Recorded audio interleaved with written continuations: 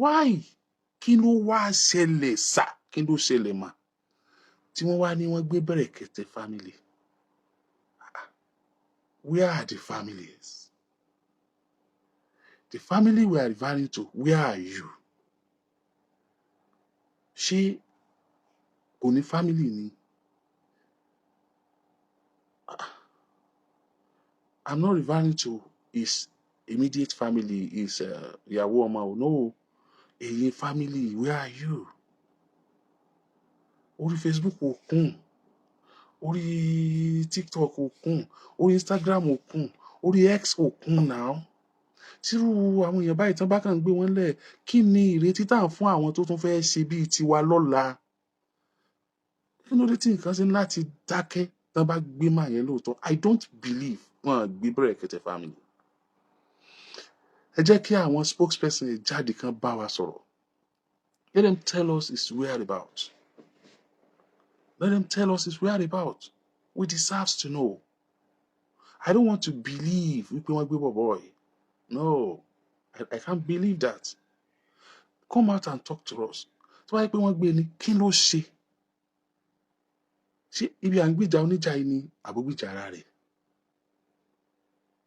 Ó gbowó contract tí ò ṣe ni. Àbò kówó ìjọba jẹ. Àbò báwọn kan gbówó lọ òkè òkun. Àbí ẹ̀yàn commissioner àbẹ̀yàn ní minister tó kówó jẹ. Tell us. Tell us. Ẹ̀yin wọn nǹkan kan sáré ṣẹlẹ̀ sórí Oriyomi sì kẹ́ mọ́ rí mọ́gàjì kẹ́ mọ́ rí ògìdán ọkọ̀ olóyún kankan. So àwọn wo ló dàbí ògìdán, àwọn ló dàbí mọ́gàjì, àwọn ló dàbí ọkọ̀ olóyún fún Berekete family. Tí ó bá wà ńbẹ̀ yẹn tí nǹkan dẹ̀ dákẹ́ rọ́rọ́, social media ò kígbe kankan, gbogbo social media dẹ̀ silent. Ṣé ẹ mọ̀ pé ẹ mọ nǹkan tó ń sọ nìyẹn pé nígbà tí a mọ value ẹ̀, nígbà tó jẹ́ pé kò nítumọ̀, nígbà ìyẹn gá jẹ́ pé àwọn tó bá gbérù ẹ̀ gá kọ́kọ́ test water ni now. They are testing water. Tó bá test water bẹ́ẹ̀ yẹn tí ò sí anything, tí a sọ nǹkan kan pa ẹ̀ tí ò tiẹ̀ sí pé à ń gbọ́ pé Berekete family o, wọ́n ṣe program, àwọn tó máa ṣe programs lórí TikTok, ó yẹ ká ti fi ṣe program lọ ká gbọ́ Facebook ní, Twitter ní, Instagram ní, ó yẹ kó ti lọ. Tí a bá wá rí kó lọ bẹ́ẹ̀, it's a signal. You are communicating to the people that whatever happens to this guy can just die down like that. You don't get it. Please, ẹ má dà lúrú, ẹ má fa wàhálà, ẹ kàn jẹ́ ká mọ ohun tó ṣẹlẹ̀ ní. Mo wo àwọn fóònù nígbà tí mo ráyè wọbẹ̀. Bẹ́ẹ̀ ni mo ti rí tẹ́nìkan ń kọ orin arò ló sì ń dágbére fún Ahmed Isah Berekete family. Wípé ẹnìkan, kódà ẹnìkan tiẹ̀ tún sóòpó sí kan táwọn èèyàn ń sunkún, wọ́n wá gbé fọ́tò ẹ̀ sí lẹ́gbẹ̀ẹ́. Àwọn eléré orí ìtàgé lẹ máa ń ṣe bẹ́ẹ̀ sí tẹ́lẹ̀. A mọ̀ pé tún ti bá dórí ọ̀rọ̀ àwọn tí tún ń jà fún yín náà. Wọ́n sì ṣe tiwa yìí náà rí bẹ́ẹ̀. Àti ẹgbẹ́ pósísì náà, but wọ́n kàn kọ nǹkan bẹ́ẹ̀ yẹn. Ẹ ṣe àdúpẹ́. Ìbéèrè táwọn ń béèrè ni pé aláṣẹ àti olùdarí ilé iṣẹ́ rédíò àti tẹlifíṣàn tán fi ń jà fún ẹ̀tọ́ ọmọnìyàn, ẹ̀tọ́ aráàlú, afọ́jú gan ríran rí, àdìtí gbọ́, ọmọ tí Ahmed Isah dúró lé lórí. Ó dẹ̀ ṣẹ̀ṣẹ̀ bẹ̀rẹ̀. Ó ṣẹ̀ṣẹ̀ bẹ̀rẹ̀. Ìlànà rẹ̀ dẹ̀ lè jọ tẹlòmíì àbí kí tẹlòmíì jọ tiẹ̀ ni. Ìlànà ọ̀tọ̀ọ̀tọ̀ ó ní kálukú ń lò. He has his own uniqueness. Tó dẹ̀ ń ṣe tó yẹ pé àfi ọ̀tá Ọlọ́run nìkan ni ò ní máa ṣàdúrà fọmọkùnrin náà pé kó ń ṣe gudugudu méje yàyà mẹ́fà. Ẹ̀yin yẹn wa. Níbo ni Ahmed Isah wà? Ẹni tó gbé irú kíní ìgbékúgbé tó gbé sí orí ẹ̀rọ ayélujára, ìbá rọrùn fún onítọ̀hún tó bá ṣe é ṣe kó tètè lọ mú wálẹ̀. Torí pé ọmọ tiẹ̀ tí wọ́n bá ti rọra rẹ pin lónìí tó ya ń tọ́ lọ́ọ̀yà yìí, tọmọ rẹ bá wá dá lọ́la ńkọ́ tọ́lọ́ ń sọ ọmọ rẹ bí Ahmed Isah tẹ́nìkan wá ń rokú fún tí ń rokú sí, bó ló ṣe fíìl tó bá sì ṣe lọ́ọ́ gbà. Ó bà mí nú jẹ́ gan o. Ṣé ti ẹnìkan mọ́ àrò ni tara tèmi náà ńkọ́? ṣé ẹ mọ̀ pé kú tí ń pojú gba ẹni òwe ńlá ló ń pa fún ni afẹ́fẹ́ tó sì fẹ́ tó gbé kẹtẹpẹ ògì délé lùbọ́ ìyẹ̀fun tó ṣẹ̀ṣẹ̀ lọ tán tó wá gbé lérí tí wá ń bọ̀ ojú ẹ̀ tó dà kankan bò atẹ́gùn ó gbóǹgàn àti lùbọ́ rẹ̀ ni. ó mo mọrú àwọn tó lè gbé àwọn tí wọ́n pilẹ̀ fẹ́ kó máa gbáyé tẹ́lẹ̀ ni àwọn tó yẹ pé bó ṣe ń sẹ̀mí ìsẹ̀mí rẹ̀ wíwànú ayé rẹ̀ ó ń bí wọn nù ni àwọn tó yẹ pé bó ṣe ń gba àwọn èèyàn lẹ̀ lọ́wọ́ ìrẹ́jẹ àwọn ni arẹ́nijẹ tínú wá ń bí wọn sí ẹni tó ń gba àwọn tó ń rẹ́jẹ lẹ̀ kúrò lọ́wọ́ ìrẹ́jẹ àwọn ni àwọn tó ti nà ń pàṣán òdodo rí àwọn ni bí wọ́n ṣe ṣe nù ìṣe wọn ni nígbà kan báyìí náà tí wọ́n lọ gbá obìnrin kan létí as a human being that could be carried away emotionally in an occasion in a situation like that àwọn náà wọ́n kọ́kọ́ ń gbé káàkiri àwọn náà wọ́n kọ́kọ́ ń drag ẹ̀ àwọn ni àwọn náà wọ́n máa tí nǹkan bá ṣẹlẹ̀ irú wa yìí àwọn nínú wọn máa dùn tí wọ́n máa sọ̀rọ̀ tí wọ́n máa ṣe léyìí tí wọ́n ti gbàgbé pé Ọlọ́run ti parí iṣẹ́ lórí kó wa wà ẹnikẹ́ni tó bá wá ṣerú ẹ̀ ìsọkùnrin ni ọ́ ìsọbìnrin ni ìsọmọdé ni ìsàgbà ni go and bring it down fúnra Ọlọ́run ló dá Ahmed Isah Berekete family I tell you he's a special creature. You cannot bring him down. There's nothing you can do. Àwọn èèyàn kan wà tọ́lọ́run dá bẹ́ẹ̀ yẹn. You cannot bring us down. For the virtue of the nature of the job we are doing and nǹkan tí à ń kojú látara mímọ́ ṣe wàhálà tá à ń kojú látara tí ó kàn wá ìjà oníjà yẹn Ọlọ́run ló dá àwọn tí wọ́n yàn jẹ tá à ń gbìjà òun ló dá ẹni tó yàn jẹ at that particular time Ọlọ́run ló fẹ́ gbìjà ẹni yẹn Ọlọ́run wá lo ènìyàn tó fẹ́ ránṣẹ́ ní time yẹn ó wá lò láti lọ ṣiṣẹ́ yẹn so ṣé wọ́n ti wá gbàgbé pé ẹni tọ́lọ́run bá lè mú kó lò bẹ́ẹ̀ yẹn Ọlọ́run dá mọ̀ Ọlọ́run ń lò Ọlọ́run dẹ̀ ti fi sí ààyè kan lọ́dọ̀ ara rẹ̀ wípé irinṣẹ́ mi lè léyìí síbẹ̀ gbọ́n tí Bíbélì sọ pé touch not my anointing and do my prophet no harm àbí and do my prophet no harm láì pé mo gbà tí n bá gba ìpè mú padà àbí ẹ bá ń tún kọ ẹnikẹ́ni tó bá ti ń jìjà oníjà ẹnikẹ́ni tó bá ti ń nu omi ojú kúrò lójú ẹni tó ń sun ẹkún ẹnikẹ́ni tó ń gbìjà ọmọ òrukàn ẹnikẹ́ni tó bá ń gbìjà aláìní ẹnikẹ́ni tó ń jà fún ìlú ní ọ̀nà tó tọ́ tí kìí ṣe torí àpò rẹ̀ lọ kọ sílẹ̀ lónìí ẹnikẹ́ni tó bá gbé ogun tirú ẹni bẹ́ẹ̀ yóò ṣubú yóò lulẹ̀ yóò kùnà yóò dẹ̀ ṣègbé ajẹ́pẹ́ ni ẹni Dáfídì irú ẹni tó gbógun ti ní Gòláyátì torí pé irú yín máa ń múra lẹ̀ ni ẹ máa ń múra lẹ̀ di kí ẹni bẹ́ẹ̀ kó ṣubú ni ẹ kì í fẹ́ kí irú wọn wà mọ́ kẹ́ lè bá a mọ́ ṣiṣẹ́ láàbí yín lọ yes wọ́n ti wá sọ fún Fìràhùn tá à ń pè ní Fáráò Bíbélì Islam ń pè ní Fìràhùn wọ́n ti wá sọ fún wípé wọ́n ò bí ọmọ kan as powerful as you are wọ́n lọ láṣẹ lórí ilẹ̀ òun ṣe tó wù ẹ́ òun ba ayé jẹ́ òun jẹ gàba ṣùgbọ́n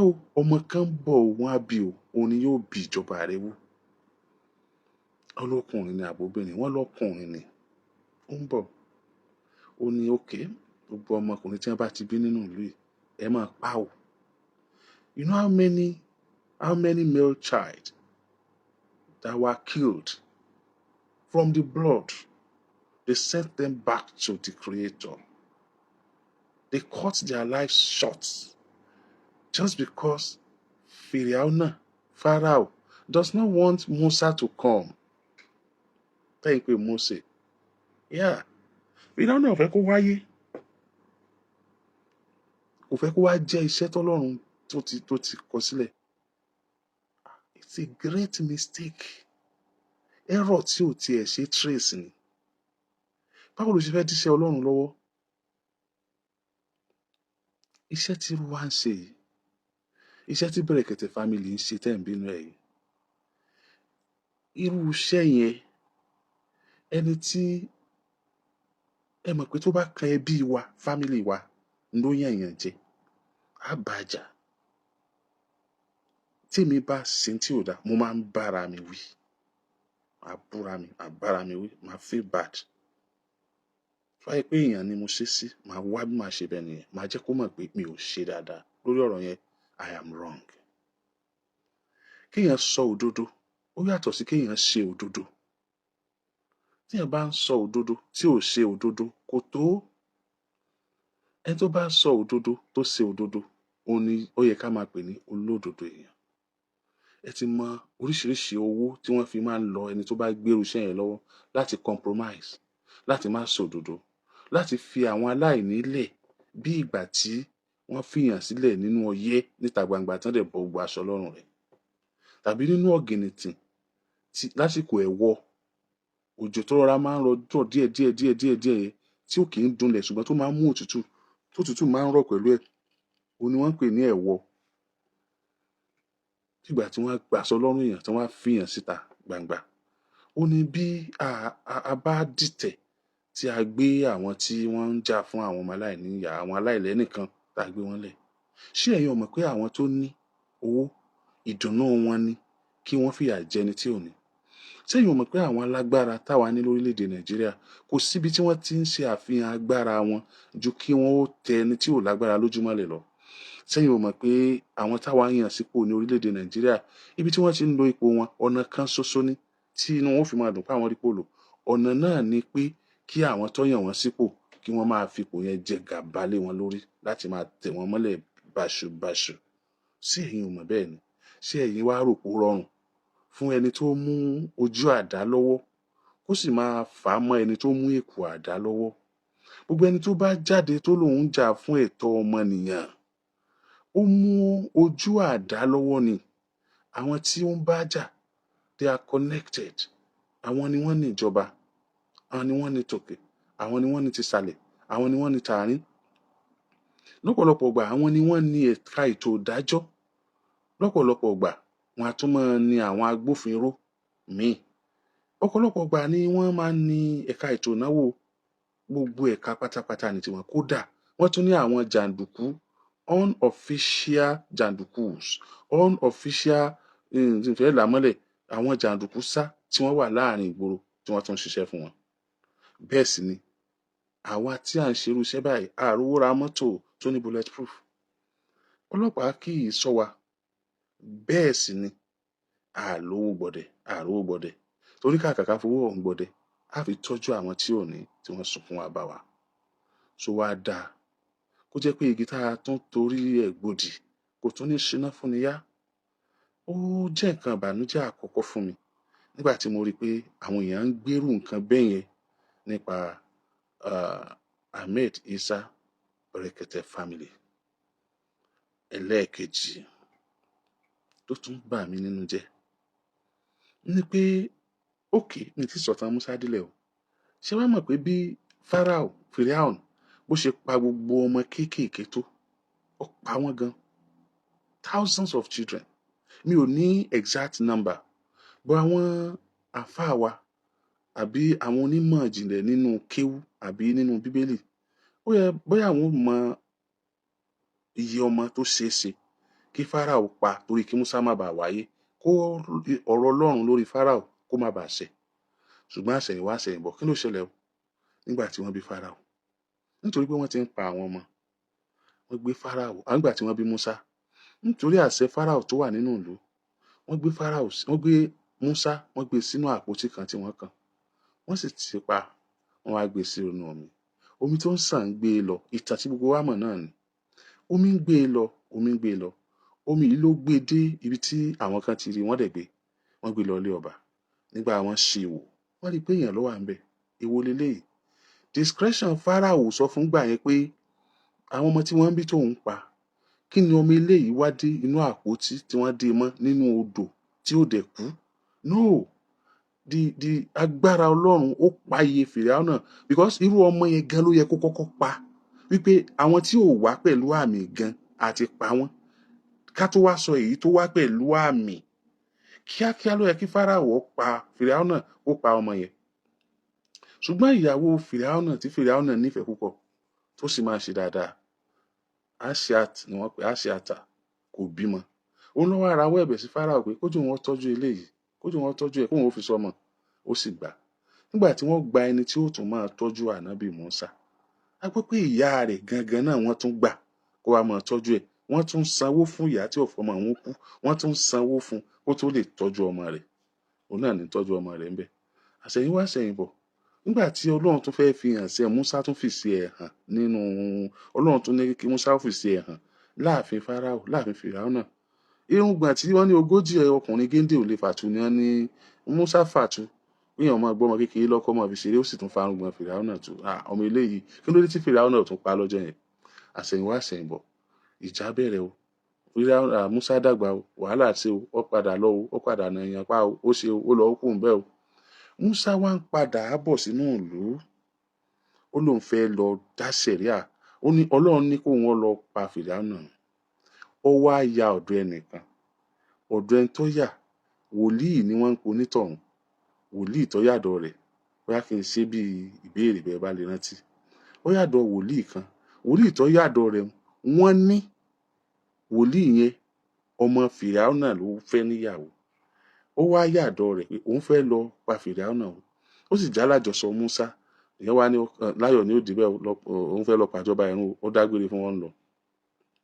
Ibi tó ti ń lọ, ìyàwó rẹ̀ wá lọ sọ fún pé ó fẹ́ lọ pàjọba Fìràwọ̀ náà, bàbá àwọn ó sì ń wòran. Wàá sí tó lè ṣe tó fi ní dí ó ṣe ní ọ̀dà, ẹ lọ bu ẹsẹ̀ rẹ̀ wá. Wọn rẹ́sẹ̀ rẹ̀ bù, wọ́n ní wọ́n lọ bu ẹsẹ̀ ẹṣin tó gùn àbígbẹ̀ ẹṣin wá. Wọ́n bù lọ bá ìkànnù méjèèjì ni. Nígbà bù lọ bá, ó yẹ̀ wò, ó ṣiṣẹ́ rẹ̀ tí ó ṣe, ó pidán rẹ̀ tí ó pàṣẹ. Mùsá yẹ kó fi 40 days ó fi rìn dé ọ̀dọ̀ Fìràwọ̀ náà.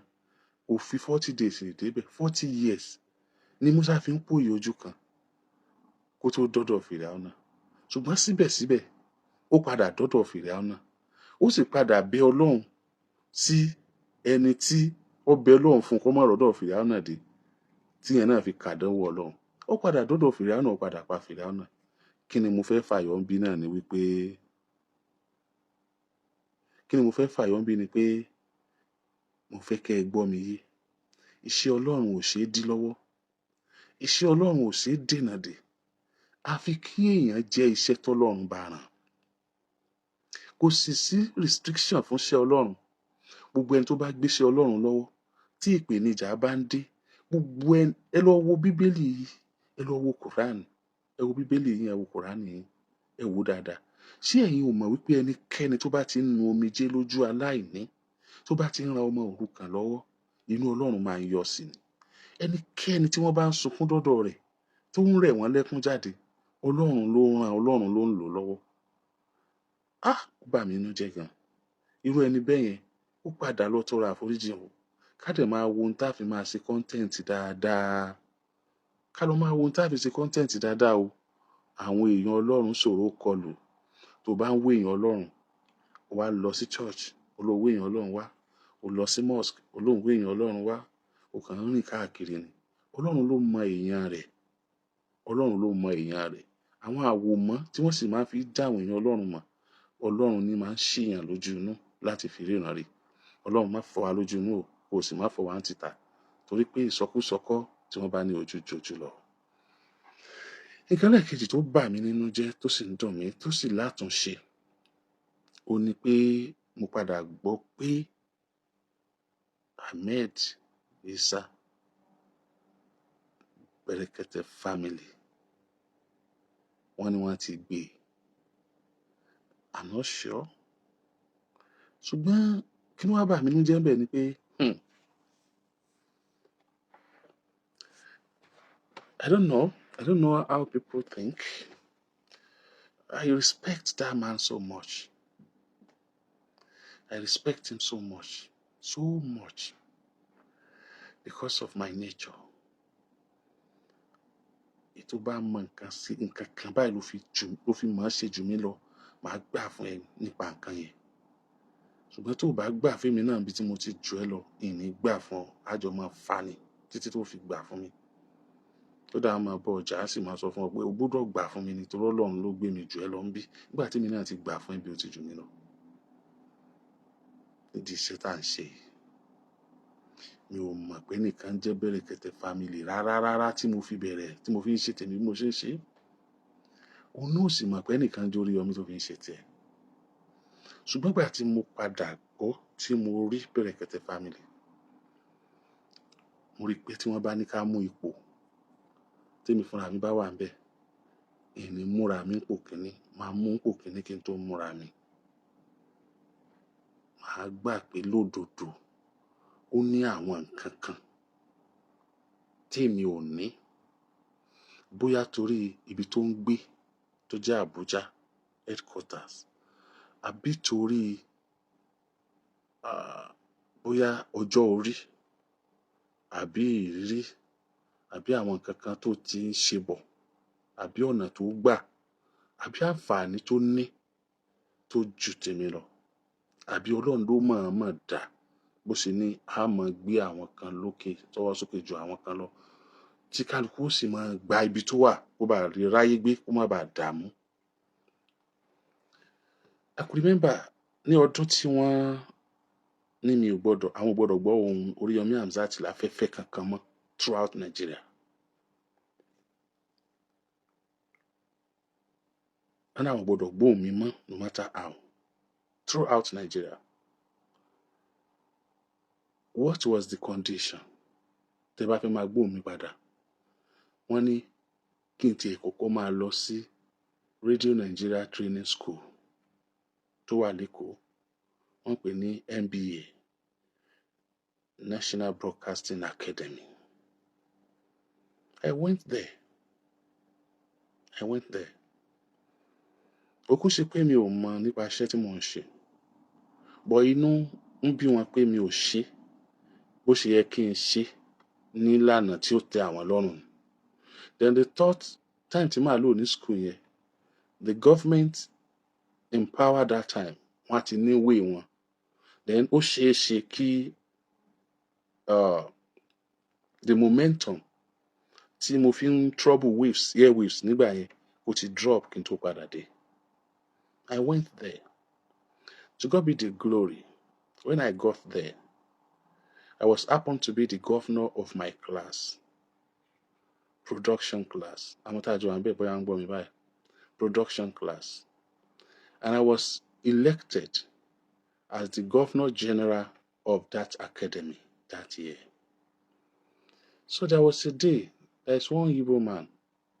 He loves me so much. He's one of our coordinators. He now asked, what am I doing for a living? I said, I'm a broadcaster. So why are you here? I said, this is what happened. He now Googled my name. I've been to the first prison that time. It was after I came back from TSS. Yeah. He profiled me, he checked everything, and he said, wow, so you are the Oriyomi Hamzat? I said, yes. The famous Oriyomi Hamzat, I don't know. I'm the Oriyomi Hamzat. I said, wow. Could you believe that someone just left? This your set followed his own set. I said, wow. I said, no. He said, no. That they used to have 2 sets in a year. That he came for first set. Another set came that last year. That this year, I now came for second set again. You get? So my year follow his year. You understand? But not the I'm not, my set is not the one that followed his set directly. That means he has 2 sets before my own, but a year. You should understand it that way. Ọdún kan, ọdún tó wá, ọdún tó tẹ̀lé ni mo lọ, but ẹ̀ẹ̀mejì náà máa ń ṣe ní ọdún kan. So àwọn kan ti tẹ̀, òun wá fún àkọ́kọ́, àwọn kan tẹ̀lé lọ́dún yẹn. So àwọn kan tó ti wá wẹ̀ kan lọ́dún tèmi lọ yẹn, last part ọdún tèmi lọ yẹn lèmi wá lọ. mo ti yé wa bẹ́ẹ̀ fine. Wọ́n ní, who is that? Only he's Berekete. They call him Berekete family. He's in Abuja. Is it the same thing you are doing? I don't know why you guys keep having problem with the government. I said, keep having problem unless we compromise. And I will never compromise. That was what he said. That they sent him to MBA as well. I said, wow, no problem. Inú mi wá dùn pé kò ń ṣe mí nìkan, because ìgbà mi tí mo bá ń ronú, tí mo bá rí bí mo ṣe ń sọ̀rọ̀ láàrin ọ̀pọ̀lọpọ̀ èèyàn, tọ́rọ̀ mi wá yàtọ̀, this thing is possible. A lè ṣe báyìí now. Ìyà ń jà àwọn ẹni yìí. Ẹ ṣe jẹ́ ká ṣe báyìí. Tí wọ́n bá ń fún mi lésì tí mo gbọ́ bọ́n ṣe ń sọ̀rọ̀, á wá máa dàbí pé bóyá orí mi ni ò pé, báwo ni gbogbo èèyàn ó sì lọ báyìí tí mi á wá lọ báyìí, màá wá dákẹ́. Rather keep quiet, pé bóyá mi ò get it right ni. Bàbá tí mo rí èèyàn kan tí wọ́n tún ní òun náà ti wá bíi tèmi o. Oh wow, I was happy. First place tí mo ti gbọ́ nípa Berekete family nìyẹn. Then the NBC zonal coordinator then, wọ́n ti kú báyìí. Nígbà tí mo padà dé, tí mo lọ bá wọn pé mo ti padà dé tán, bẹ̀rẹ̀ sí ní bú mi, wọ́n máa ń sọ̀rọ̀ burúkú sí mi nígbà yẹn. Àwọn náà tún dárúkọ pé the same thing Ahmed Isah yẹn ṣe l'Abuja nìyẹn kan tó lé dànù. You guys are useless. You guys are stupid. You guys are this. You guys are that. Ahmed Musa ni Berekete family. Ó tán. Ó dẹ̀ ẹlẹ́ẹ̀kejì nìyẹn. Ẹlẹ́ẹ̀kẹta, àwọn fáàmù mi tó wà throughout the world. Àwọn náà wá máa ń sọ fún mi pé, èèyàn kan bẹ l'Abuja, bákan náà lẹ́ṣẹ̀ ń ṣe Berekete family. Nìkan, ó tán o. Mo ṣe gbọ́n pa Berekete family nìyẹn. And I think this is not the first time tí mo máa dárúkọ Berekete family. I don't know if he has ever mentioned my name. Nígbà tí ó sì nǹkan kan tó lè fà á láti dárúkọ mi. But eléyìí tó wá bà mí inú jẹ́ tí mò ń sọ ni pé, tí Berekete family tó bá sì kéré nínú ayé, mo lọ Abuja náà. Mo rí àwọn public transport taxis tí wọ́n ń kọ Berekete family sí náà. Tí wọ́n ń kó sí lára tó ń gbà àwọn èèyàn náà. Mo máa ń rí settings ẹ̀ náà tó bá ṣe program. Mo máa ń rí ọ̀pọ̀lọpọ̀ àwọn èèyàn tó ń sunkún wá tán rẹ́rìn lọ. Mo máa ń rí bó ṣe ń gbà wọ́n lẹ̀ tó ń bá àwọn alágbára yẹn jà náà. Berekete family can call IG, Inspector General of Police, ó ń pè lórí fóònù ẹ̀. I don't have that power. Nígbà pé Commissioner of Police, àjọ máa ń sọ̀rọ̀. Wọ́n sórí program mo ti máa ń pe Commissioner of Police. Mo máa ń pe AIG, àjọ máa ń sọ̀rọ̀. Wọ́n sórí program mo ti máa ń pè wọ́n. Ẹ̀yìn program ni ti máa ń pè wọ́n. But Berekete family will call commissioner, the commissioner, the state commissioners tó ń ṣiṣẹ́ pẹ̀lú government. Á pè wọ́n. Tí a bá sọ̀rọ̀ dáadáa, á fún wọn he give it back to them on here. Yeah. Anybody, presidency. So why? Kí ló wá ṣẹlẹ̀ sà? Kí ló ṣẹlẹ̀ mà? Tí wọ́n wá ní wọ́n gbé Berekete family. Where are the families? The family we are referring to, where are you? Ṣé kò ní family ni? I'm not referring to his immediate family, his ìyàwó ọmọ. No. Ẹ̀yin family, where are you? Orí Facebook ò kún. Orí TikTok ò kún. Orí Instagram ò kún. Orí X ò kún now. Tírú àwọn èèyàn báyìí tán bá kàn gbé wọn lẹ̀, kí ni ìrètí tá à ń fún àwọn tó tún fẹ́ ṣe bíi tiwa lọ́la? Kí ló dé tí nǹkan ṣe láti dákẹ́ tán bá gbé màá yẹn lóòótọ́? I don't believe wọ́n gbé Berekete family. Ẹ jẹ́ kí àwọn spokesperson jáde kan bá wa sọ̀rọ̀. Let them tell us his whereabouts. Let them tell us his whereabouts. We deserve to know. I don't want to believe wípé wọ́n gbé bọ̀bọ̀ yìí. No, I can't believe that. Come out and talk to us. Tó wáyé pé wọ́n gbé ni, kí ló ṣe? Ṣé ibi à ń gbìjà oníjà yìí ni àbógbìjà ara rẹ̀? Ó gbowó contract tí ò ṣe ni. Àbò kówó ìjọba jẹ. Àbò báwọn kan gbówó lọ òkè òkun. Àbí ẹ̀yàn commissioner àbẹ̀yàn ní minister tó kówó jẹ. Tell us. Tell us. Ẹ̀yin wọn nǹkan kan sáré ṣẹlẹ̀ sórí Yọmí sìn kẹ́ mọ́ rí mọ́gàjì kẹ́ mọ́ rí Ògìdán ọkọ olóyún kankan. So àwọn wo ló dàbí Ògìdán, àwọn ló dàbí mọ́gàjì, àwọn ló dàbí ọkọ olóyún fún Berekete family. Tí ó bá wà bẹ́ẹ̀ yẹn tí nǹkan dẹ̀ dákẹ́ rọ́rọ́, social media ò kígbe kankan, gbogbo social media dẹ̀ silent.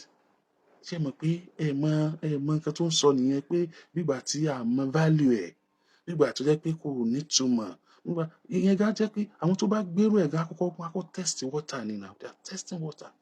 Tó bá test water bẹ́ẹ̀ yẹn tí ò say anything, tí a sọ nǹkan kan pa ẹ̀ tí ò tiẹ̀ sí pé à ń gbọ́ pé Berekete family o wọ́n ṣe program, àwọn tó máa ṣe programs lórí TikTok ó yẹ ká ti fi ṣe program lọ ká gbọ́ Facebook ní Twitter ní Instagram ní ó yẹ kó ti lọ.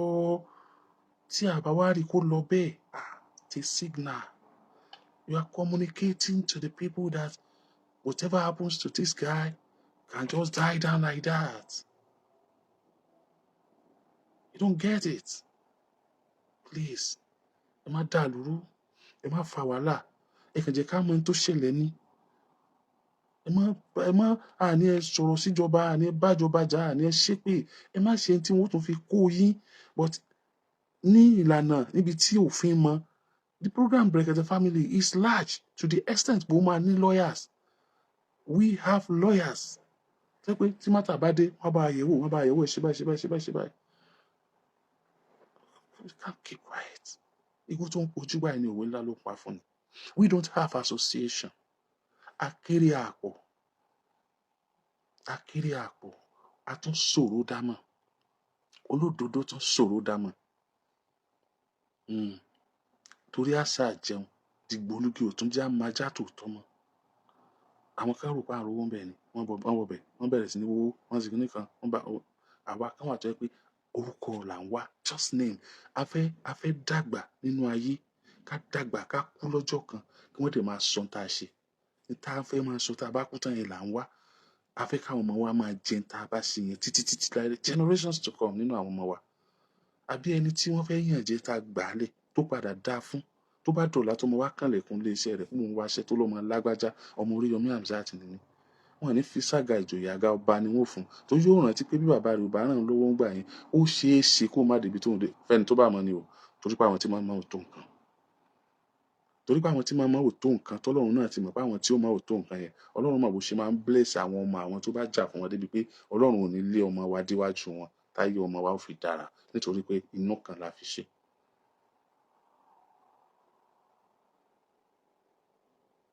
Ẹ jọ̀ọ́ torí Ọlọ́run kí n á ṣe kí n á máa ṣe ṣé lóòótọ́ ni wọ́n gbé Berekete family ṣé lóòótọ́ ni wọ́n gbé Ahmed Isah tá a mọ̀ sí Berekete family tó bá jẹ́ pé òótọ́ ni I'm not in Nigeria, China ni mo wà àìtí ìgbédè ni ò jẹ́ ń ṣe dé fún yín bá ti mọ̀ pé mìíràn láìsí mọ́sù ṣùgbọ́n n tí ìgbédè. Ẹ jọ̀ọ́ I am begging you ẹni tó bá ní information ẹ fún wa tó bá yẹ pé gbígbé tí wọ́n gbé náà tó bá jẹ́ pé àwa la place wọn lọ́wọ́ we are human beings we are not an angel we are human beings not an angel tó bá jẹ́ pé because somebody like him somebody like me somebody like a very dark man we have to be very careful. Èmi mo kéré jù ní gbogbo wọn fine èmi mo kéré jù ní gbogbo wọn but what I know is that bí Ọlọ́run ṣe dá wa kan yẹn we have to be very careful because wọ́n máa sọ wa ni wọ́n á place wa lọ́wọ́ ńjọ́ kan tá a bá ti place wọn lọ́wọ́ tó wáyé pé a place wọn lọ́wọ́ náà ni respect them. Let's know how to play our game. Let this guy come out of that place. It's not even direct begging.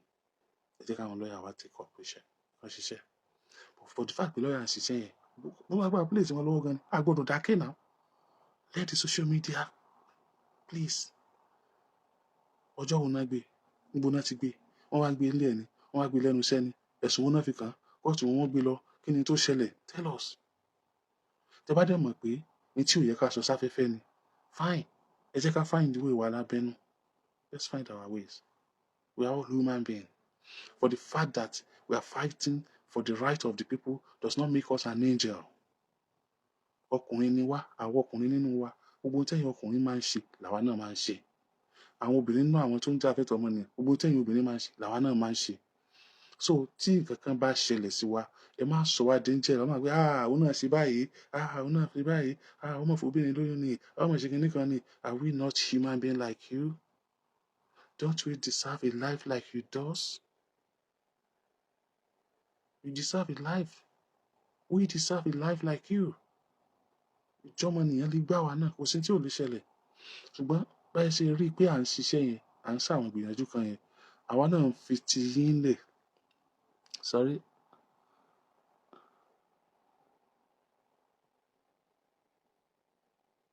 No, they're not speaking English in China.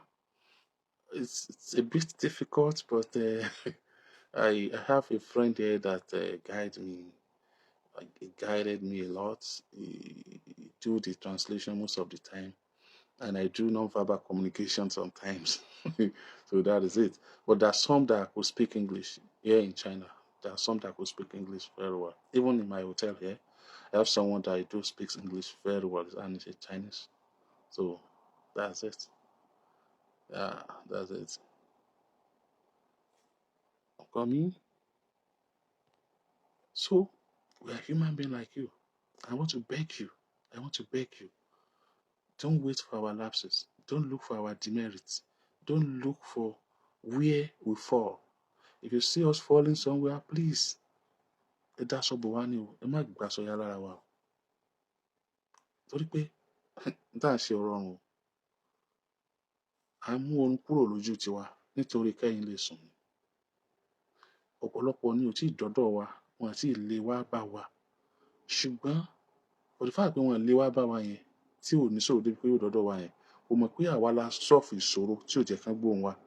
Because of the fact pé wọ́n mọ̀ wípé àwọn níbi táwọn lè gbé ọ̀rọ̀ wa táwọn bá yàn jẹ, kò mọ̀ bóyá wọ́n ti ń consider láti gbẹ̀tọ́ òun kan. Ṣùgbọ́n nítorí pé wọ́n mọ̀ pé àwọn ẹ̀wà òwe wọ́n mọ̀ lè sáré lọ bórí ọmọ nìsín kó mọ kígbe wa, wọ́n lè lọ bá Berekete family nìsín kó mọ kígbe wa, wọ́n lè lọ bá Fair Darkman kó mọ yángẹ̀ lẹ̀ kó ló wọ́n bá wọn jà kó ló wọ́n sá gba ìtọ́ rẹ̀ dandan kó mọ kígbe àwọn lórí social media bóyá ni ò jẹ́ kí wọ́n ṣe kán yẹn jẹ.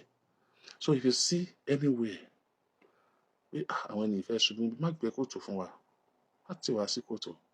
Yeah, má tì wá sí kòtò. Tó bá rí kòtò tá lè já sí, dí ni. Tó bá ráṣọ tó fẹ́ ya lára wa, dá sọ́bọ̀ wá ni. Má rò pé à ń ga. Ìtàlẹ̀ ń rí. Yeah, ìtàlẹ̀ ń rí. Ọ̀pọ̀lọpọ̀ tá bá ṣẹ́gun tán nà wá bẹ̀rẹ̀ ogun tá máa jà. Torí pé àbọ̀ ń ṣẹ́gun. Tá bá òun ṣẹ́gun tán. Tá bá òun ṣẹ́gun tán nà wá wọnú ogun tiwa. Yeah. Ọ̀pọ̀lọpọ̀ wa àfi káwọn ọmọ wa understand. Agídí la fi ní time fún wọn. Ọ̀pọ̀lọpọ̀ wa ìyàwó wa agídí la fi ní time fún wọn. Torí pé a prioritize kí àwọn èèyàn máa dọ́dọ̀ wa kán dẹ̀ máa rẹ́rìn jáde. Ọ̀pọ̀lọpọ̀ ọ̀rẹ́ wa ló ti dọ̀tá. Bẹ́ẹ̀ ṣe lè nídìí nǹkan kan tẹ́ rọ̀dọ̀ èèyàn sáré lọ. Àwọn rọ̀dọ̀ èèyàn sáré lọ lọ́pọ̀lọpọ̀ gbà. Nítorí pé àwọn tí wọ́n máa ń yàn yàn jẹ àwọn alágbára ni. Àwọn tí wọ́n máa ń yàn jẹ àwọn ni ọ̀lẹ. So ewúrẹ́ sì wọlé àpọ́njúrù bébé ibi tápọ̀n bá jẹ kù ní òfin ewúrẹ́ jẹ. Ó wu àwọn ọ̀lẹ yẹn láti pay wa back, ṣùgbọ́n kí ni wọ́n ní? Tí báyìí ní nǹkan kan náà wọ́n fi yàn wọ́n jẹ tẹ́lẹ̀. Alágbára tí èèyàn sì pé alẹ́ ni lẹ́yìn o àti bá a jà nítorí pé ó fẹ́ yan ọ̀lẹ jẹ. Kí ó lè má jóun direct o, ó lè má jóun directly o, but àwọn ọ̀rẹ́ wọn wà connected. Ẹ̀ṣẹ̀ kékeré ó lè gbé wa dé bèbè wọn nítorí pé wọ́n ti ń sọ wa, nítorí pé wọ́n ti ń wà wá. Ẹni a sì ń sọ kò pẹ́ mú. Ìdákun torí Ọlọ́run. Jẹ́ kí n wo bóyá àwọn èèyàn bíi méjì wà lórí TikTok. Jẹ́ kí n wo bóyá wọ́n wà lórí TikTok. Ẹ dákun, mo bẹ̀ yín torí Ọlọ́run. Information is a key. Wá ní kankan tó yẹ ká gbọ́ nípa Berekete family. Ahmed Isah, ẹ jọ̀ọ́, ẹ fi tó wa létí ẹ jẹ́ ká gbọ́. My name is Akianabi. I'm a video director and TV producer of Akomolowe on African Magic. Keep watching Drivetv. olólùfẹ́ Drivetv àti gbogbo ẹ̀yin tí Fẹ́mi Sola ẹ máa wo Drivetv. Keep watching Drivetv. My name is Wole Agba. Taking this time out to tell you all that you keep watching Drivetv. What drive ẹ̀wọ̀ ní ògo ẹ̀? What drive ẹ̀wọ̀ fulfilment? What drive ẹ̀wọ̀ bí tó bá lọ? Ó ní iṣẹ́ rìn. Ibi ni kò máa wò Drivetv. Thank you. Kí ló wí? Drivetv, driving you around the world.